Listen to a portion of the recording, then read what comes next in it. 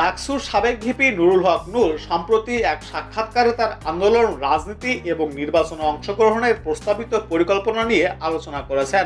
তিনি বলেন, লাঠিসোঁটা হাতে আন্দোলনে ছিলাম কারণ আমার মনে হয়েছিল এটি আমাদের নয়, এটা আমাদের অস্তিত্বের প্রশ্ন।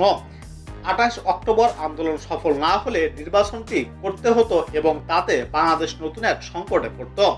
এক কমিটমেন্টের জায়গা থেকে আমি বুঝতে পারছিলাম যে দেশের নেতাকর্মী ও সাধারণ মানুষ আমাকে বিশ্বাস করেছিল। নূর আরও বলেন, যখন পুলিশ টিয়ারশেল ও সাউন্ড গ্রেনেড ছোড়ে তখন লোকজন ছত্রভঙ্গ হয়ে যায়। তখন আমি দেখলাম কালভার্ট রোডে এবং পল্টন সহ অন্যান্য এলাকায় বিশাল জনসমাগম ছিল। আমি সেই সময় জনগণকে রাজপথে থাকার জন্য আহ্বান জানাই। তিনি জানান, নির্বাচনে অংশগ্রহণের জন্য কিছু দলকে আমন্ত্রণ জানানো হয়েছিল, তবে পরে আলোচনার মধ্যে আমরা বুঝতে পারলাম যে আমাদের আন্দোলনের জনপ্রিয়তা ক্ষতিগ্রস্ত হতে পারে। নূর বলেন, তখন বিভিন্ন দলের নেতাদের সঙ্গে আলাপ আলোচনার পরে আমি সিদ্ধান্ত নিয়েছিলাম যে নির্বাচন থেকে দূরে থাকব। আমরা জানতাম যে যদি নির্বাচনে অংশগ্রহণ করি তবে আমাদের মানুষের প্রতি যে বিশ্বাস ও সম্মান আছে তা ক্ষতিগ্রস্ত হবে এবং দেশ নতুন সংকটে পড়বে।